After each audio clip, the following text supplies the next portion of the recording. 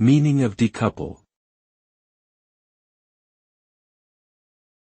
Decouple.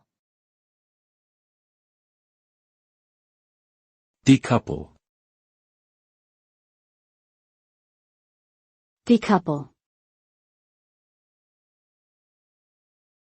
Decouple. The term decouple means to separate or disconnect two or more things that were previously connected or intertwined.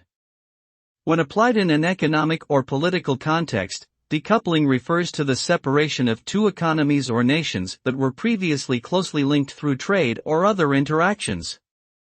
The result of decoupling can be significant and far-reaching, potentially leading to changes in supply chains, geopolitical alliances, and global economic patterns. Decoupling can be voluntary or involuntary, and may be implemented for a variety of reasons, including economic, political, or security concerns.